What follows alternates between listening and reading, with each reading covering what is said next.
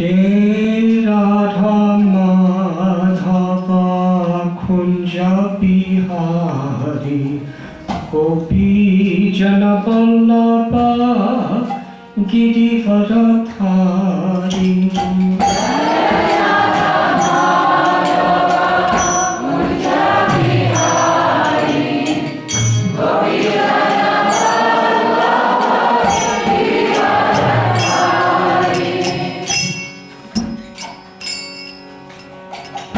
Jai Radha Madhava Kunja Bihari Gopi Jana Vallabha Girivardhari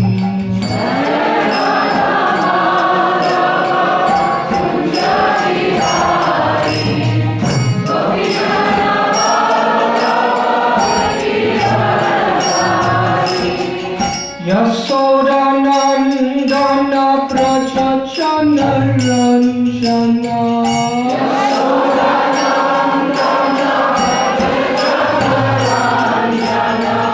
Yamuna Tira Panachari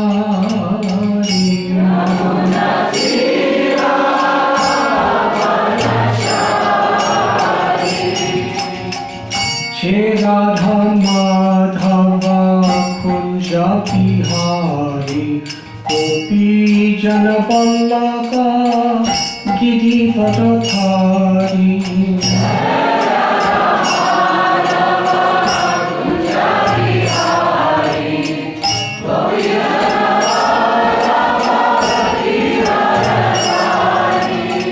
Jai Radha Madhava Kunja Bihari Gopi Jana Vallabha Girivardhari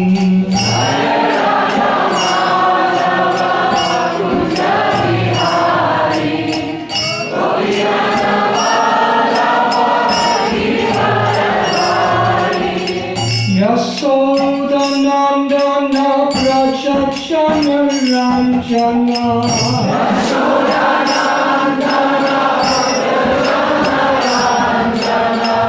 Jamuna Tira Panachari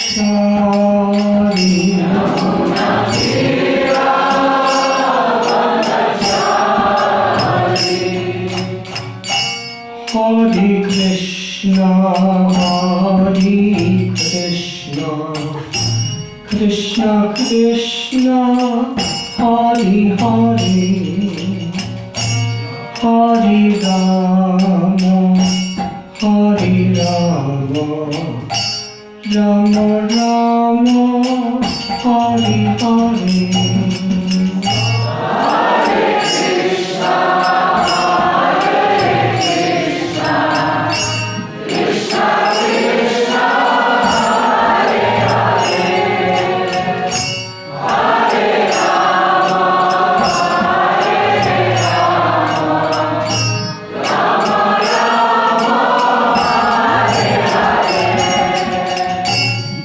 Hare Krishna, Hare Krishna, Krishna Krishna, Hare Hare, Hare Rama, Hare Rama, Rama Rama, Hare Hare.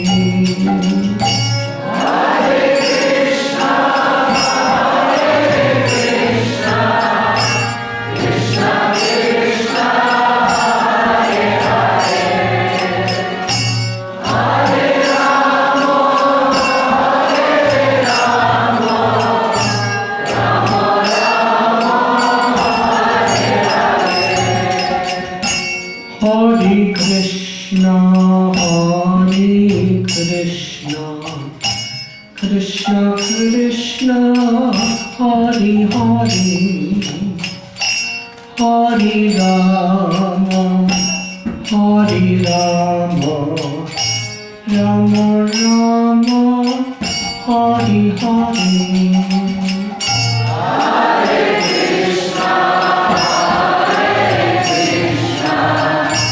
Krishna Krishna, Hare Hare.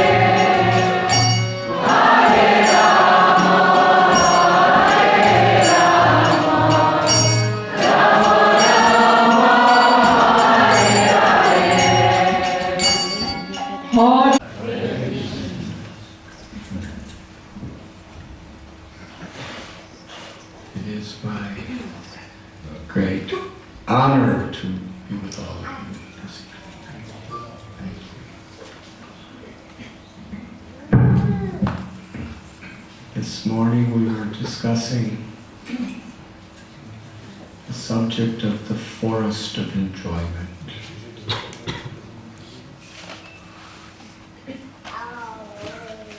When we're in the midst of a forest filled with snakes, cobras, vipers, leopards, panthers, tigers, wild boar, gigantic mad elephants, mosquitoes. And we try to enjoy in that forest. We may find some nice fruits. We may find some poisonous fruits. Certainly there is enjoyment, but at the same time, at any moment, things could change. And that is the comparison that Shukadeva Goswami gives in the Srimad Bhagavatam of this material world.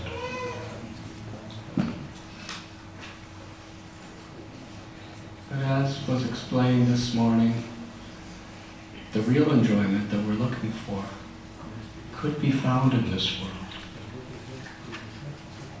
if we have the proper attitude.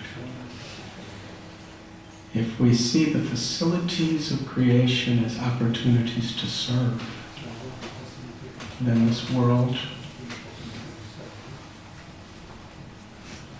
is a place of liberation. But if we see this world as a place to control, to exploit, to enjoy without connection to God or to Krishna, then it is this forest of enjoyment. There will be enjoyment sometimes, but we don't know what will come next.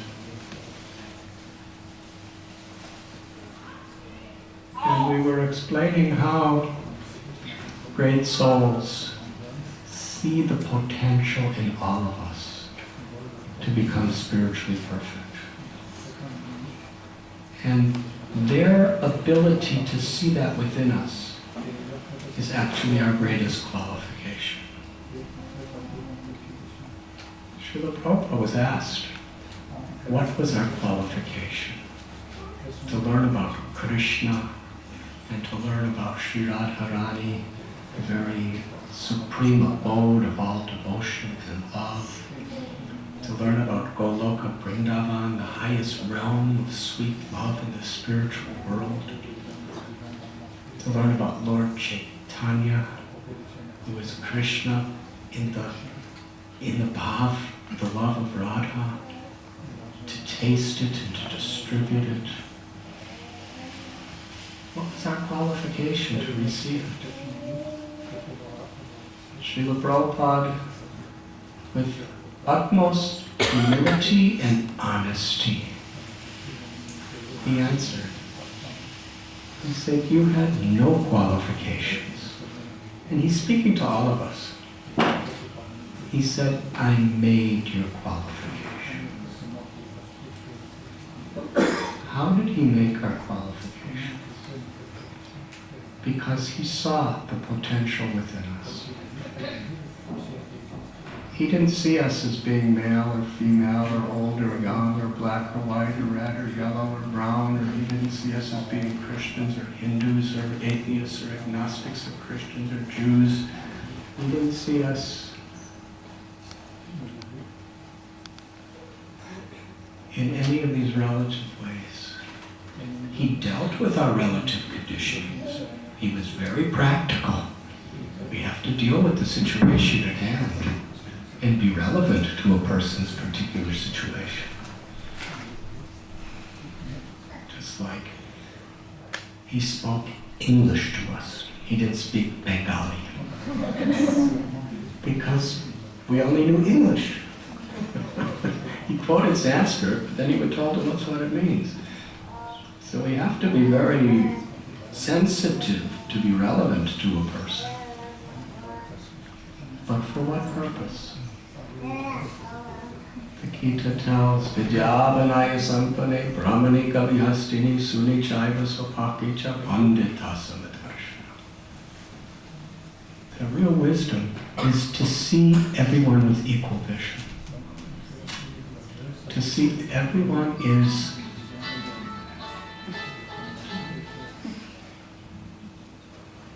very dramatic effects here.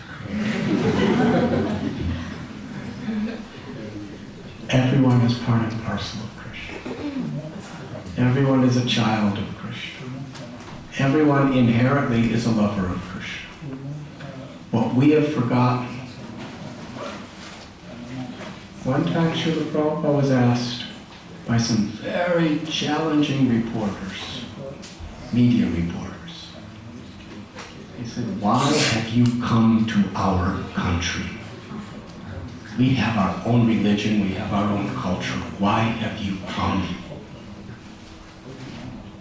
And Srila Prabhupada answered, he said, I have simply come to teach you what you have forgotten.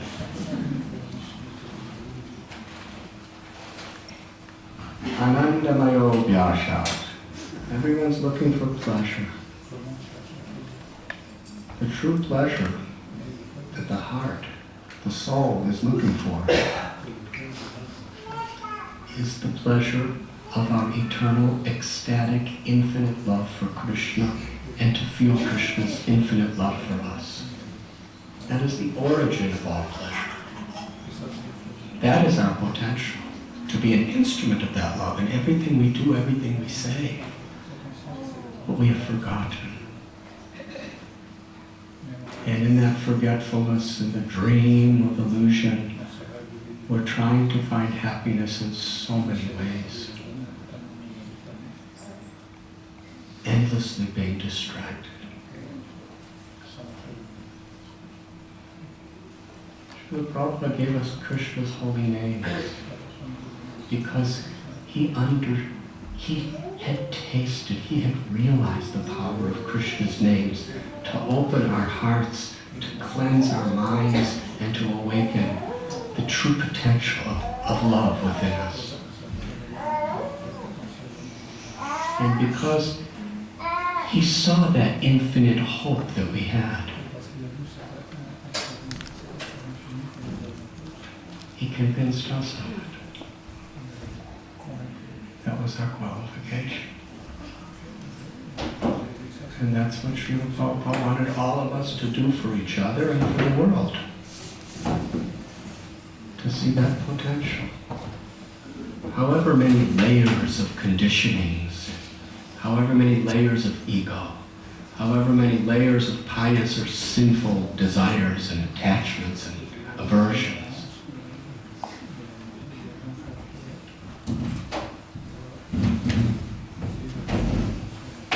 within all of us is that potential. It's Krishna.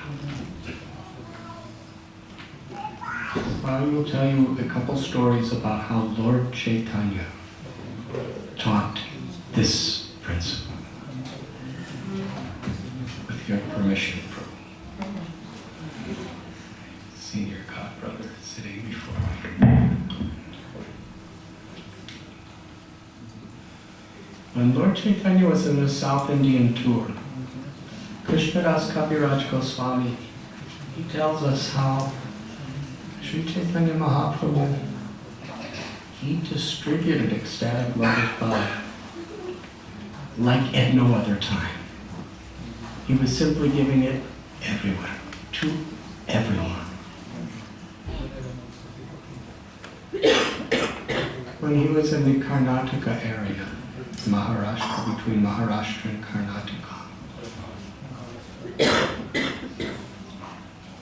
there are two incidents that some of his biographers explain that are very, very interesting.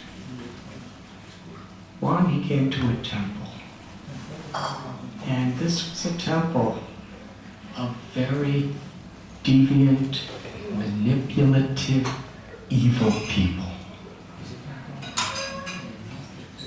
And they had their temple, and they attracted people to come in the name of God and purity and religion, and their purpose was to exploit them. Especially young girls. They would convince these young girls to leave their homes, leave everything behind, and get married to the deity.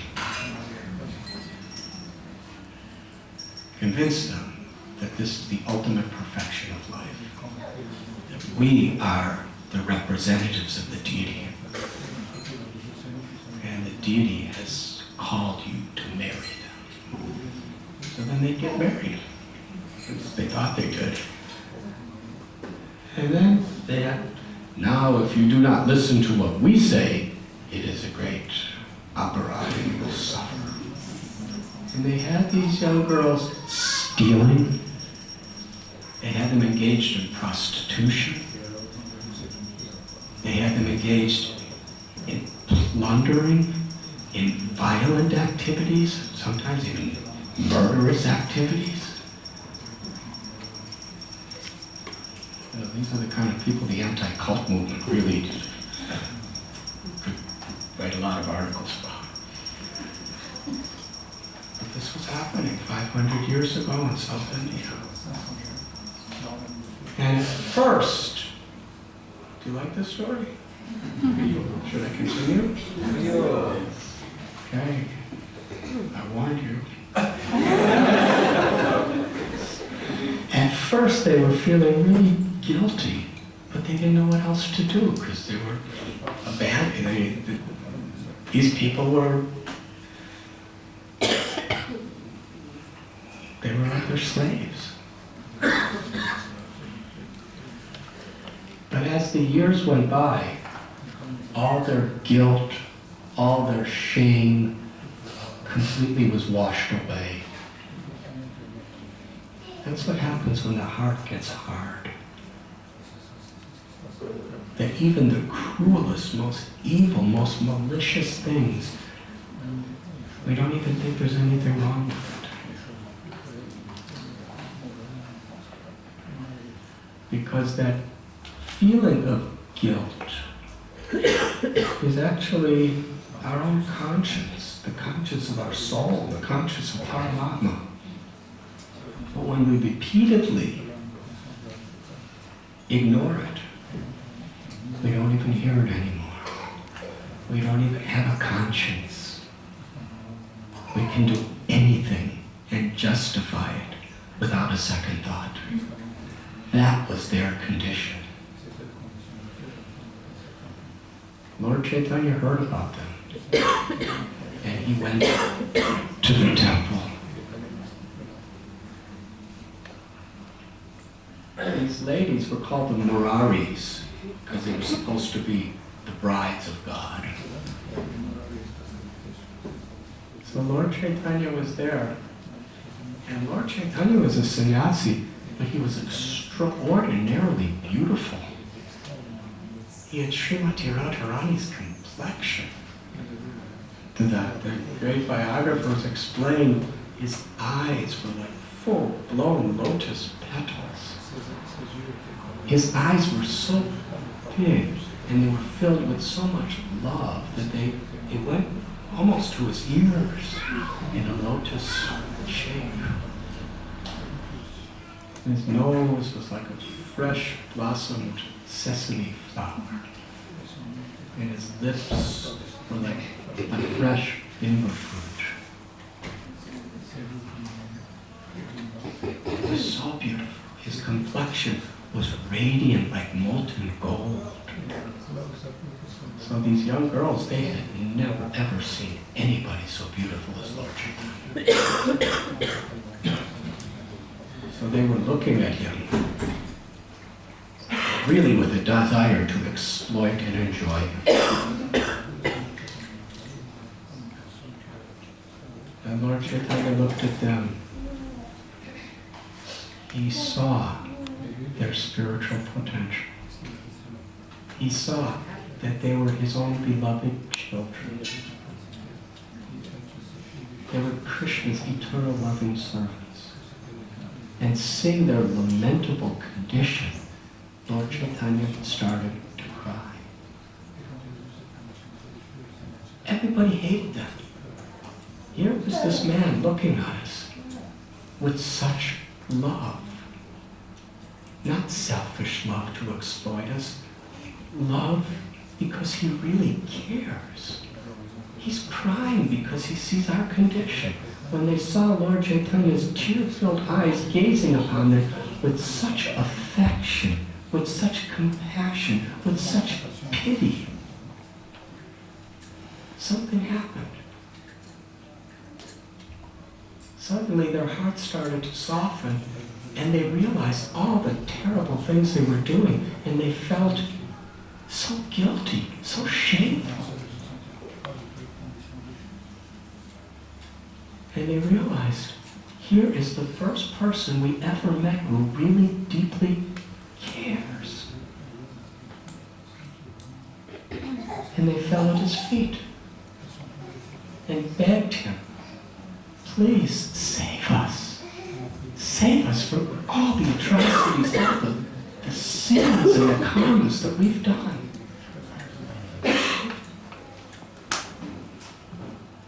And Lord Chaitanya said, I want to teach you how to be a real consort of Krishna. We're all ultimately Prakriti. We're all Krishnas. We're all meant to love Krishna and be loved by Krishna. He gave them the holy names. He taught them how to live with character, with integrity. He gave them the courage, the strength, and the blessing to leave that place. And they became saints. They started going around and giving pure devotional service to everyone they met. How did that happen? The same principle as Srila Prabhupada at 26 Second Avenue, or Frederick Street in Haight-Ashbury. Lord Chaitanya, he believed in what we could be. And he reminded us. And he cared.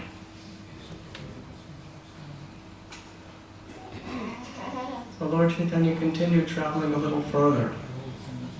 And he heard about a gang of dacoits, thieves, robbers, and murderers, who cared nothing about life.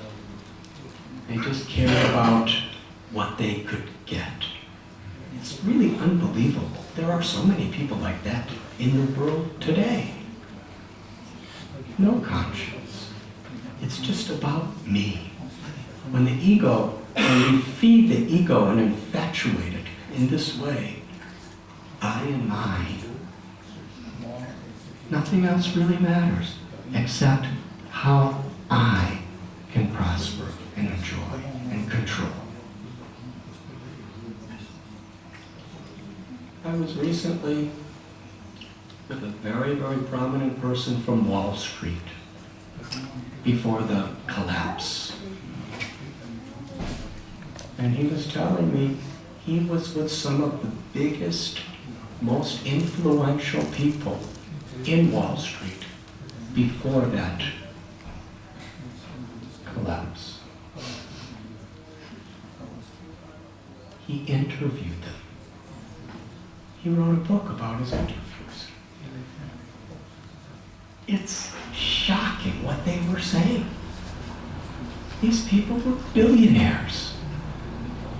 They were the CEOs, the presidents of a massive investment company. And they were saying, we don't care how many people suffer. We don't care what we do to the rest of the world. Business is business. We're here for ourselves.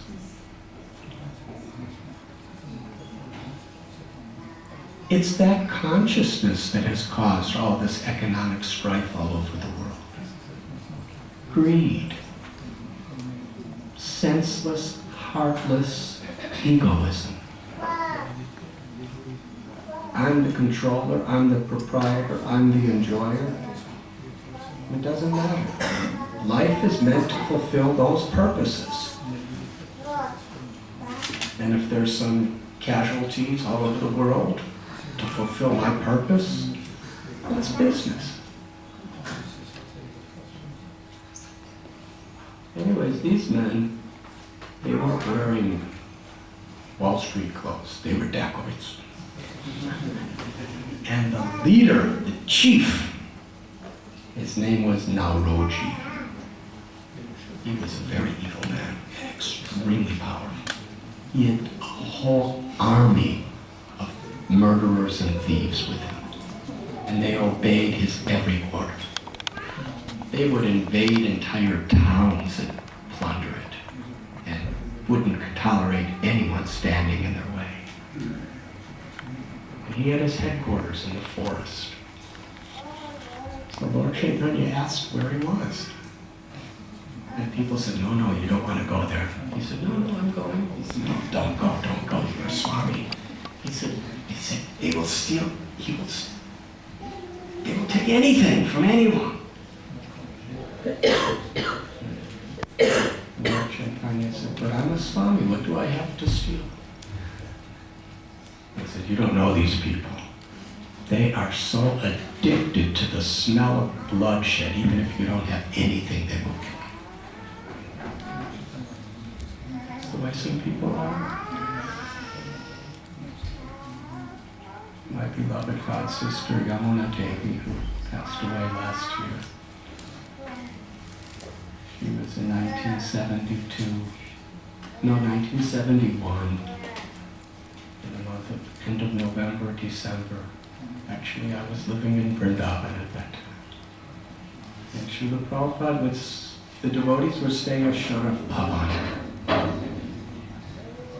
which was near the main road. And Srila Prabhupada was sometimes staying in his rooms in Radha Damodar. And sometimes she would go really early in the morning when Prabhupada was chanting his japa and translating. And she would go alone and sit outside his room. And he knew she was there, and he called her in. He said, how did you come? She said, I walked. He said, in the dark? She said, yes. He said, it's very dangerous. She said, but I don't have anything. He said, these dacoits, they will kill anyone for a simple lota, water pot. There are people like that. So Nauroji was like that to the extreme. So Lord Chaitanya went right into the heart of his community. And he sat under a tree. And the people, his guards and his army, they all had weapons, swords, spears, axes. Who is this? They went actually to kill him. But Lord Chaitanya gazed at them with so much affection. They didn't have the heart to hurt him.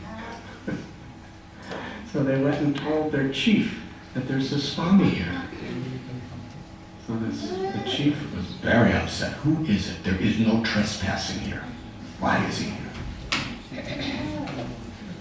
So he told his guards, bring him here to see me. He was very angry. They went to Lord Chaitanya and said, Nauroji is calling for you. Come, you must come. But by that time, Lord Chaitanya, his eyes were closed, and he was in the ecstasy of remembering Krishna, chanting Krishna's name. So he didn't hear them. But they don't know what is ecstasy or samadhi, so they thought he was ignoring. So they went back and he said, he refuses to come. He is ignoring your command. So he picked up a sword and a spear and came charging out, angry as fire. How dare this rascal Swami not obey my order? And at that time, Lord Chaitanya opened his eyes. And he looked at Maharaji with such affection. He wasn't seeing a murderer. He wasn't seeing a thief. He was seeing a pure soul, a part of Krishna, a lover. And he was also seeing all the egoism and greed and lust and arrogance that was covering that pure treasure of devotion. And he was gazing with so much affection and so much pity. And the chief of the dacoits, he was completely disarmed emotionally. He didn't know what to do. Nobody ever looked at him like that. So he said to Lord Chaitanya, he challenged him, "What are you doing here? Why are you here? Do you know who I am? Now, why are you looking at me like this?" And Lord Gauranga replied, he said, "I see in your heart," he said, "I see that you have a treasure in your heart, and you've forgotten that treasure. And therefore you're running around trying to get this wealth and this power. And I see a treasure in your heart that all the world wants to have."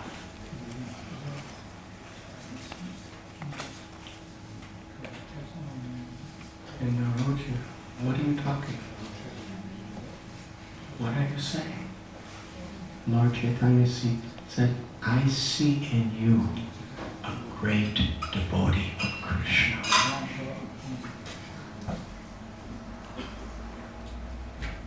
And Naroji said, "I'm a murderer and a thief.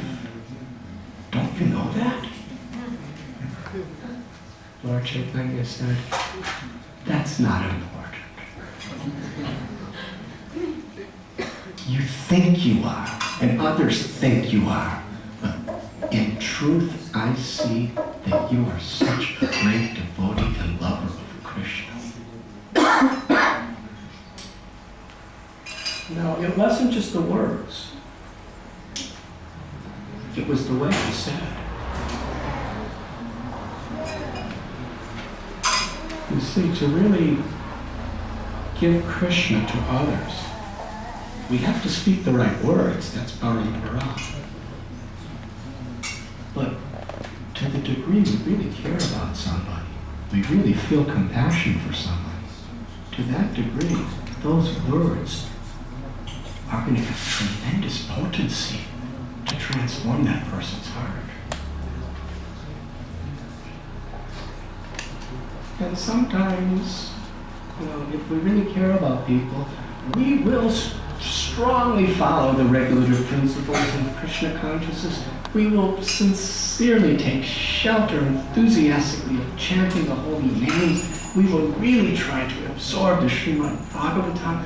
We'll really try to be good devotees, just so that we can actually have the power to make other people really happy with Krishna. What to speak of ourselves?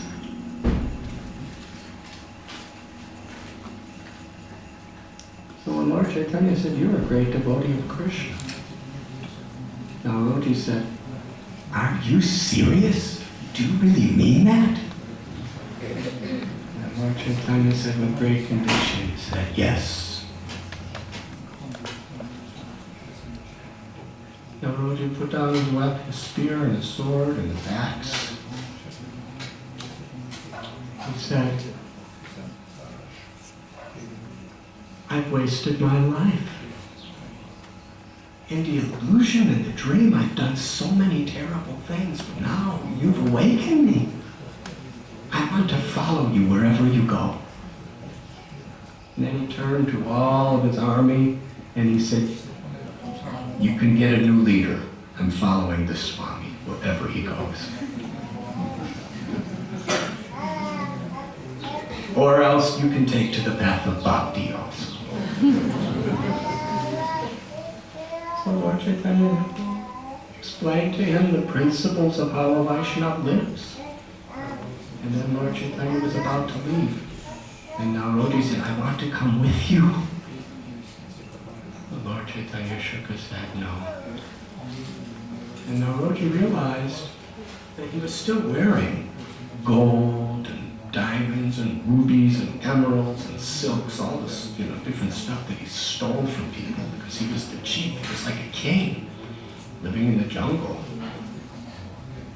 So he took it off, gave it all away, took all his clothes, ripped them up, and just put on an old piece of cotton for a kopan. And he said, now I no longer identify with my past life. I'm following you. And Lord Chaitanya didn't say anything. He just left. And he followed him. And he went with Lord Chaitanya. And saw Lord Chaitanya chanting and dancing and meeting so many people and transforming so many incredible experiences and miracles. Love. Went to holy places with Lord Chaitanya. And sometime later, he was an old man. I believe he was in his 60s when he met Lord Chaitanya.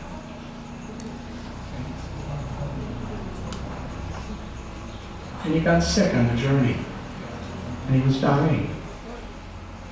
And as he was dying, Lord Chaitanya called him. And Lord Chaitanya took his head and put it on his own lap. And was petting his hair. And with tears of affection, chanting Krishna's names. Hare Krishna, Hare Krishna, Krishna Krishna, Hare Hare, Hare Rama, Rama Rama, Hare Hare. And this person gave up his life gazing upon the beautiful face of Sri Gauranga Mahaprabhu, hearing Mahaprabhu chanting the holy names on his lap. But he attained the ultimate perfection of Goloka Vrindavan. What was his qualification? Lord Chaitanya saw that devotion to Krishna, and with his compassion and conviction reminded him.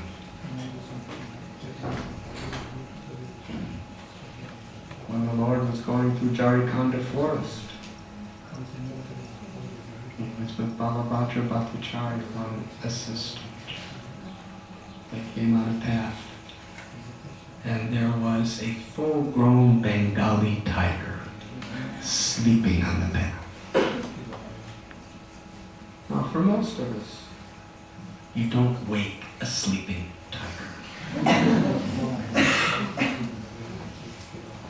So Lord Chaitanya went right up to that tiger and put his lotus foot on the tiger's head and kicked him. Very loving kick. And the tiger woke up, looked up, and there was Lord Chaitanya. Well, that's really the ego of a tiger. For somebody to kick them when they're sleeping. But Lord Chaitanya looked at that tiger with such affection. And Lord Chaitanya said, rise and chant Hari Hari. And what could the tiger do? Lord Chaitanya said it. He wasn't speaking to his tiger senses. He wasn't speaking to his tiger brain or mind or intelligence. He was speaking to the eternal soul, which is beyond any species. And the tiger was so much affected by that love, by that compassion, that he raised his paws, he got on his hind legs and started chanting, Hari!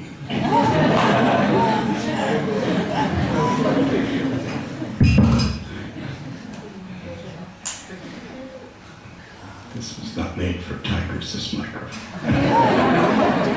Hooray! Tears were pouring from his eyes, and all his hairs, and tigers have a lot of hairs, they were all standing on end. He was in ecstasy. And Lord Chaitanya did the same thing to packs of wild elephants. And then the beautiful story. So many tigers were following on one side of him, so many deer on the other.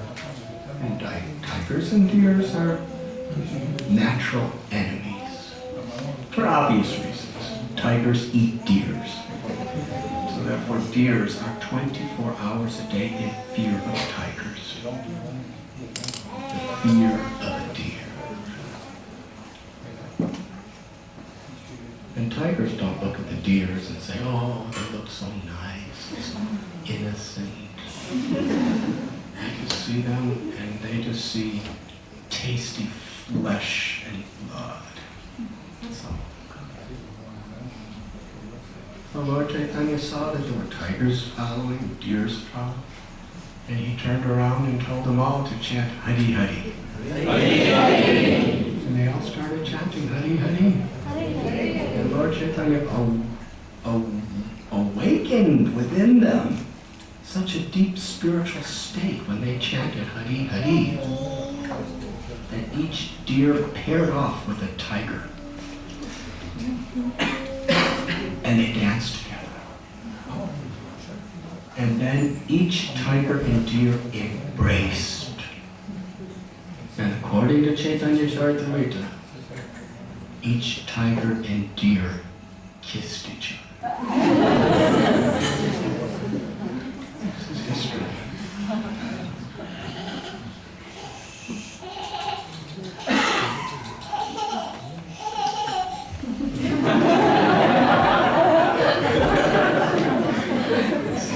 Something has awakened in that little child. Hey,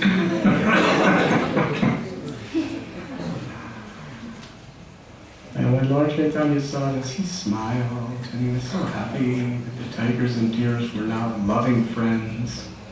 More than loving friends.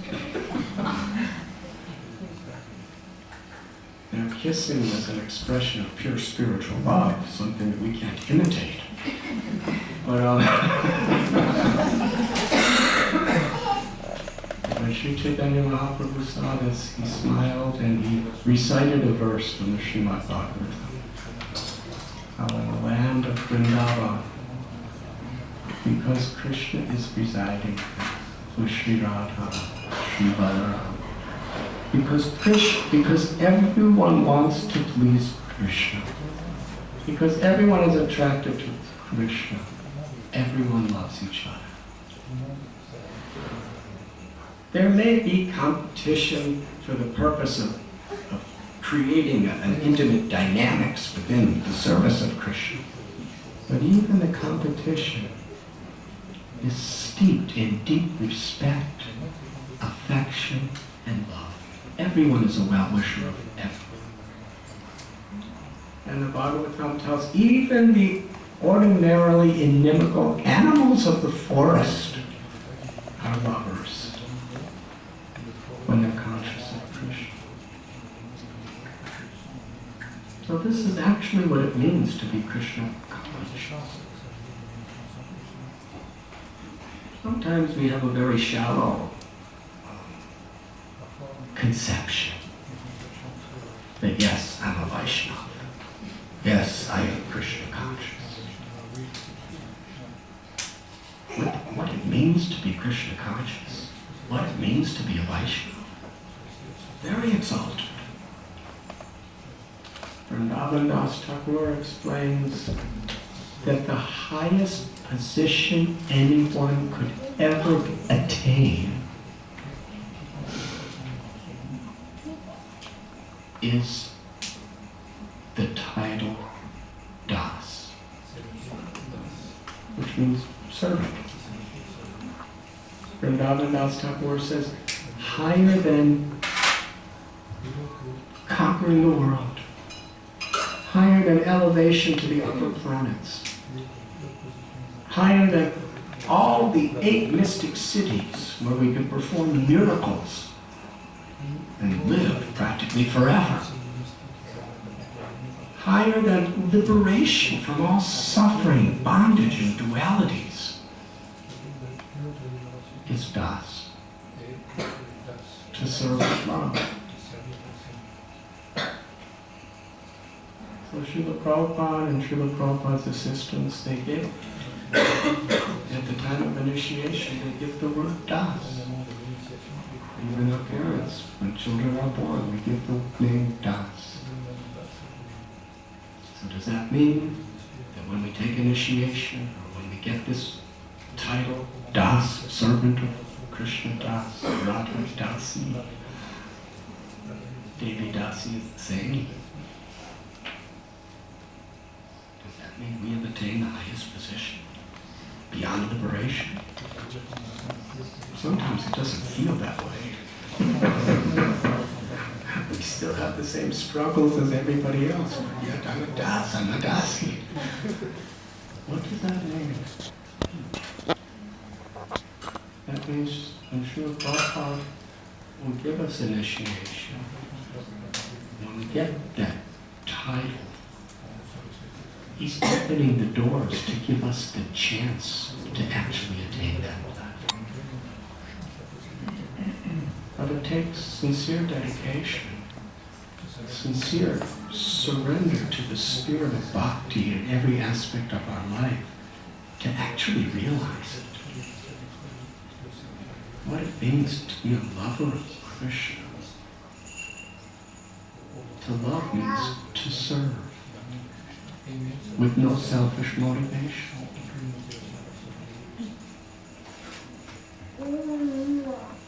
Our Madhavi Saki was asking about how she could make spiritual progress and balance her life and realize her potential. She said all this after she told us all that she's having a baby. The baby's somewhere inside her. And if you see a child as Krishna's child, entrusted in your care, and take serious responsibility on behalf of Krishna to nourish that child with Krishna's blessings and create a conducive environment for that child to physically, emotionally, and spiritually grow. That takes very unselfish service. The love of a mother is very unselfish. It may still be on the material platform, but it's very unselfish service. Swamis, we observe. We try to keep a distance. We observe. In class, everybody's enjoying, and the baby cries, and everyone looks at the mother like, you're not supposed to be here. And the mother's like, and she gets up and runs out. Sometimes all night long. Sometimes mothers tell me, it's so hard to chant because sometimes my baby keeps me up all night long. Not to speak of, when they're babies, they don't know how to use toilets or anything like that. They don't even know how to go out in the field and dig a hole in the ground. Animals do. They just do it. And, they're doing it for the mother. She's the sanitation department. All right. Don't get paid. And very, very seldom does the father ever appreciate it. The male ego, the female ego, it's like that. I can't tell you how many ladies, my husband just doesn't appreciate anything I do. I'm taking care of his children, I'm cooking, I talk to the husband, don't you care? Yes, of course I care. Well, You really, I care so much, I appreciate so much. Do you ever tell her? Why should I tell her?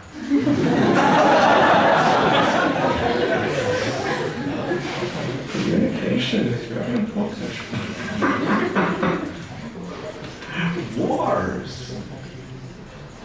Wars start because of communication gaps. To speak of wars in the house, wars of the country, wars of the planets.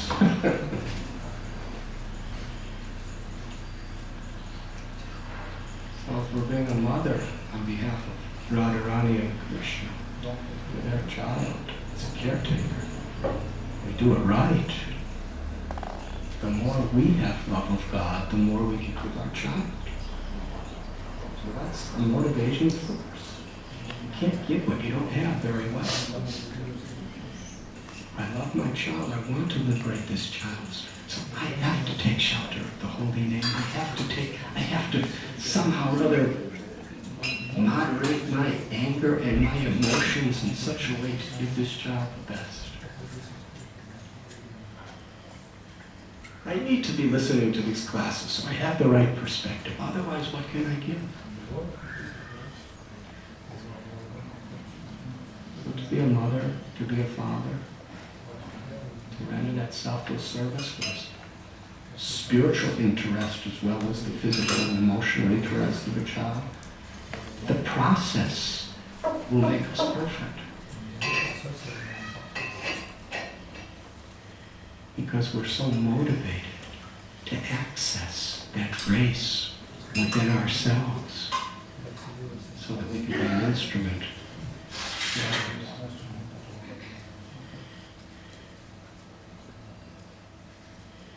So these beautiful examples of Lord Sri Chaitanya Mahaprabhu, who was actually playing the role of a devotee to teach us how to be devotees. These beautiful examples we cited this morning and this evening about Srila Prabhupada and other great acharyas. Acharya means to teach by example. We can't imitate, but they have these qualities. And if we just think, well, Prabhupada, that's Prabhupada. We're just fallen souls. But Prabhupada's behaving like that to teach us how to behave. We can't imitate, but we have to follow in the footsteps. Mahajano Yenagata Savanta, that's the path of perfection. So to emulate the spirit, even in a small way, sometimes Prabhupada would tell us, just do as I am doing. 70 years old, starting an international movement with nothing, going around the world 12 times, writing all these Sanskrit translate. We can't do that. But the spirit of watering the root of the tree,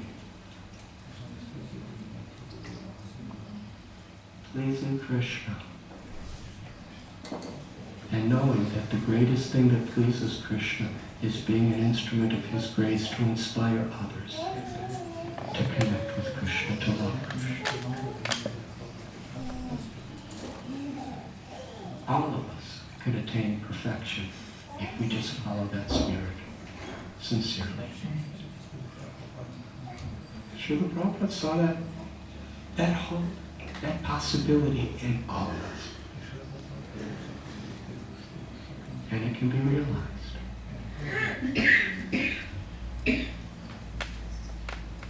Maybe in a very small way, but it can be realized. That's the spirit we come together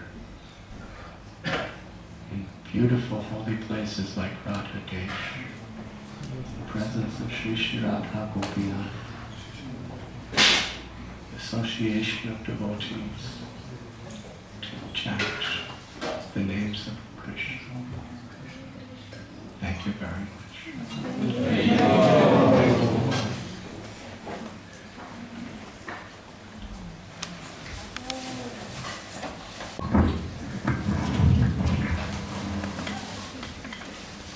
Maharaj, I have nothing to add. But perhaps I could ask you a question.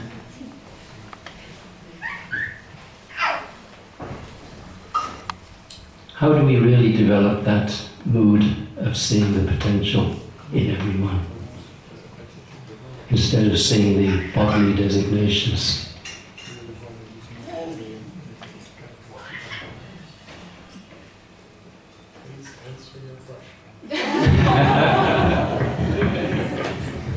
No, I'm asking you, Marcel.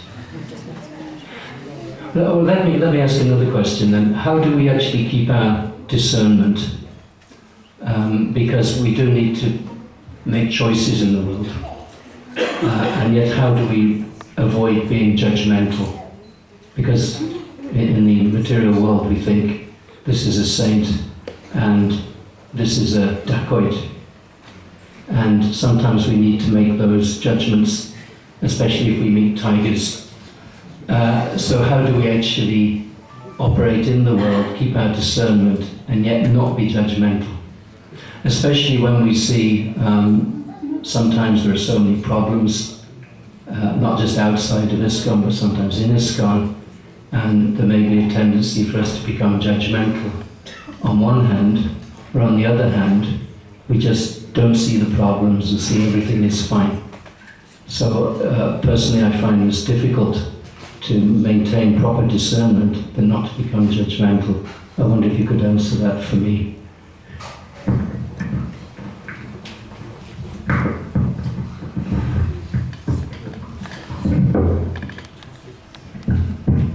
You are so practical. Unless we apply teachings in a practical way, then realization can never take place. Jnana vijnana triptatma. Gita explains there's theoretical knowledge and there's realized knowledge. And actually the only purpose of theoretical knowledge is self-realization. We have a map that shows us the way to Amsterdam. And we sit here looking at the map, studying the map, memorizing every road, every crossing, the terrain. And we tell everybody all about it. We just sit here. And what is the use? The whole purpose is to get us there. The whole purpose of all this wisdom and knowledge, philosophy and logic is to actually apply to our life. When we apply it to our life in a practical way, we grow in realization and wisdom.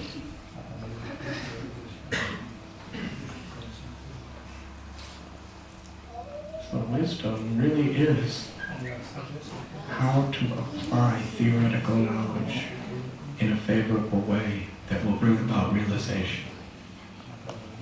And on one hand, we read about Lord Nityananda, he never discriminated.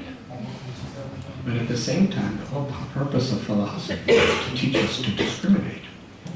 So where is the balance?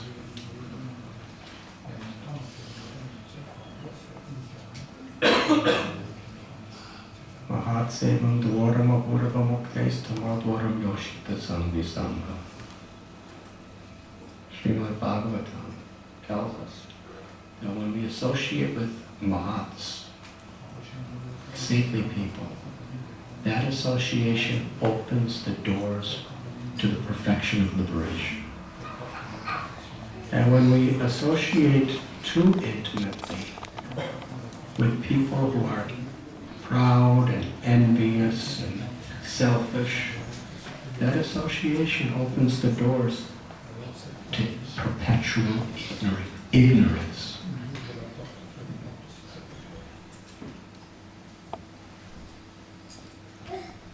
So it's very important. And you see, where is that? In the teachings of Lord Kapilade. He describes devotional service in the mode of ignorance, devotional service in the mode of passion, devotional service in the mode of goodness, and transcendental. And in the purport, Srila Prabhupada, he cites Vishwanath Chakravarti Thakur after explaining the qualities of each. The person who does devotional service, that means they're chanting Krishna's name. They may be doing puja for the deities of Krishna, but they're envious, they're arrogant, they're cruel. That's devotional service in motivation. Devotional service in the mode of passion is what we really want out of it is prestige, position, power, profits. And Prabhupada tells us himself, and quotes from the great acharyas, that we should be very careful not to mix too intimately with devotees in the modes of passion and ignorance. That the devotional service in the mode of goodness means we're doing it without attachment to anything. And transcendental devotional service means we're genuinely doing it because we want to please Krishna, without our own ulterior motives. So as far as possible, when we understand the teachings, we are given a vision by which we can analyze. And Rupa Goswami tells the symptoms of surrender. The first two are to accept what's favorable for devotional service and to reject what's unfavorable. So we have to be very intelligent this way. And we have to be very sincere. Sadhu sangha, sadhu sangha, sadhu sangha. And Prabhupada explains, for devotees in the mode of passion and ignorance, we should offer all respects and obeisances to them, but we should keep a little distance. And we should really, really seek the association of those who inspire us in pure devotion. So it's not our position to disrespect anyone. It's not our position to judge anyone, but it is our position to evaluate what's actually favorable for ourselves. If somebody's criticizing others, somebody's finding enjoyment, finding politics, and in various sinful activities, we can be a friend, we can offer respects. They're devotees. There's a lot of marks on the moon, but still the moon is there. They're devotees, so we can respect. But we're not going to gain much from that. We're going to gain and we're going to be empowered and we're going to, if we associate too much with that energy, it's going to bring us into that energy.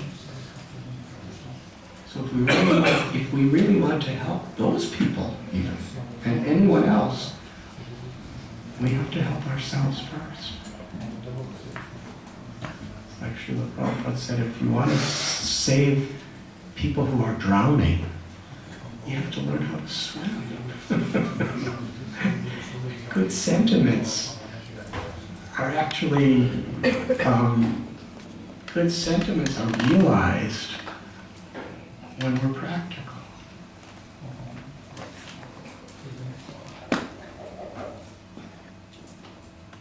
So this morning, Srila Prabhupada was writing about, the way materialistic people do things. So obviously he's warning us against doing those things with materialistic people. But at the same time, he doesn't say we should hate them. We should understand that they're part and parcel of Krishna. Prabhupada said when you become spiritually advanced, you will love the soul in the tiger. You'll love the tiger, but you won't embrace the tiger. Because that will be the end.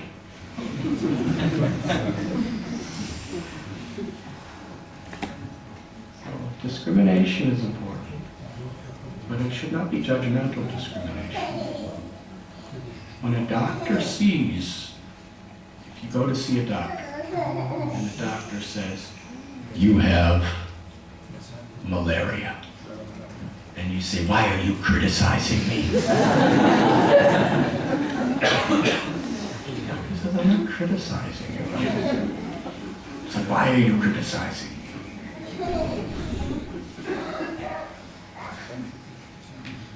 Just want to give you the medicine so you get better. So Srila Prabhupada would sometimes say people were rascals and everything, but he didn't say it out of hate, out of judgment. He was saying it to warn us not to fall in certain traps, and out of compassion. You know, when a mother sees a child running in front of cars in the street playing with a ball, she will say, you rascal, why are you criticizing me? Because I love you.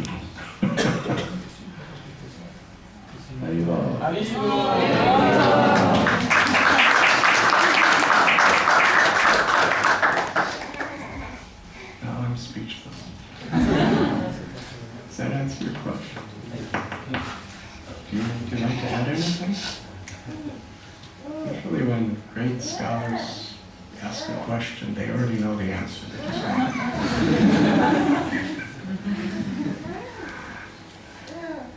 it's a sign of their humility. Lord Chaitanya, Sanatana Goswami asked so many beautiful questions. Lord Chaitanya said, you know better than me, but you're asking just for the welfare of everyone.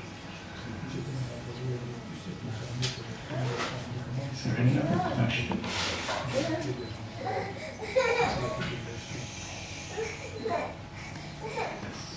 Yes, Mark. We can see that this Vaishnava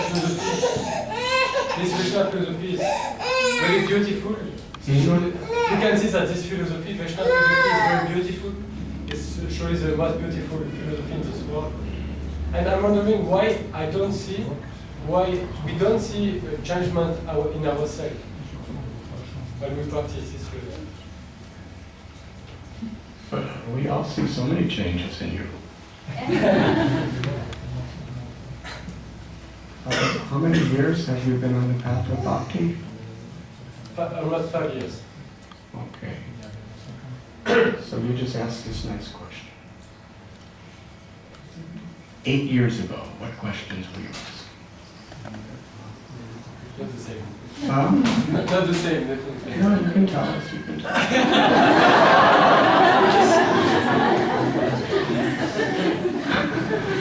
You shouldn't tell us. Just the fact, before we come to the path of bhakti, most of us, our aspiration and our goal in life is very much to serve the ego, to serve the senses, to serve the ever-changing desires of the mind, yes, and to enjoy in so many different ways. And now, okay, we may not be Paramahamsas, transcendental,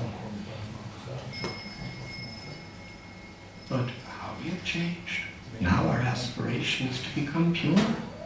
Now our aspiration is to overcome these unwanted things. Now we're asking questions, how to realize this great teaching. So our change of values is a very, very major change in a person's consciousness. Now to realize those values, to awaken that ecstatic love for Krishna, it may take some time. After all, we've been cultivating the ego for perhaps millions of births. And we've been cultivating the seed of devotion within this field of egoistic weeds that are growing to the sky for 5 years. Yes? Be a little patient. Rupa Goswami explains 2 symptoms of surrender, shakunti, are enthusiasm enthusiasm to do the right thing, in bhakti, in patience. Because it takes time. It's like the doctor. He diagnoses you with malaria, and he gives you a pill. And 5 minutes later you say, why do I still have a fever? You have to take the pill for the next 10 days. And then 2 days later, what's happening? Why? I still have a fever.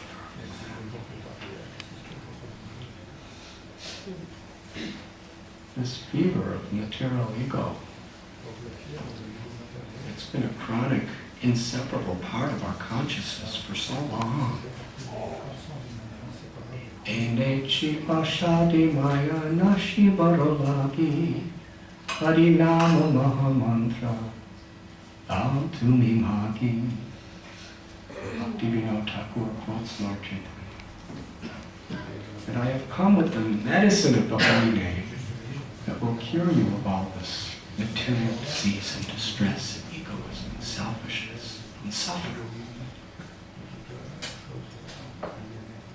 But medicine, sometimes it takes time. You know, if you go to an Ayurvedic doctor, they'll usually give you medicine and they want you to take it for a couple of years because they're not just dealing with the symptoms. Symptomatic relief just kind of makes you, it kind of distracts your body away from the cause. It doesn't cure the disease usually, it just distracts you from the suffering of the symptom. That stuff can be somewhat instant, but to actually go to the root to cure it, that may take time. Yes? We require faith that it's the right physician, it's the right medical path, it's the right medicine, and then we take it with earnestness, with regulation, with dedication, with faith. And then we'll be cured. Manmana pambhavat majjajina namaskru mami vaishashi shakyante pratijani priyoshime. Krishna says, always think of me. Become my devotee. Worship me and offer your homage to me. In this way you will come to me without fail. This is my promise. Krishna is the absolute truth. When the absolute truth makes a promise, it's very serious. He says without fail. Well, if we just earnestly, Prabhupada said if we're sincere, serious, and we try to follow these simple instructions without ulterior motives, by Krishna's grace, Ananyas chintayam tomam yejana palamipasha. Krishna will preserve whatever we have and he will compensate what we lack. So just carry on with patience. It's not something new. It's something that saints have been following, acharyas have been following, exhibiting, exemplifying, writing about since the beginning of time. Does that answer your question? We'll be enthusiastic, follow nicely, sincerely, and be patient. 10 years, 20 years, 30 years, 40 years, 50 years is not much.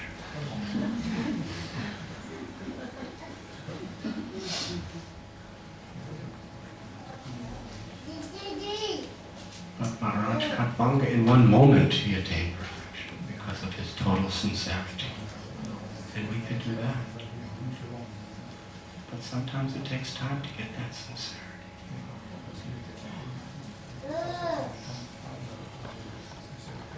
Carry on, Prabhu.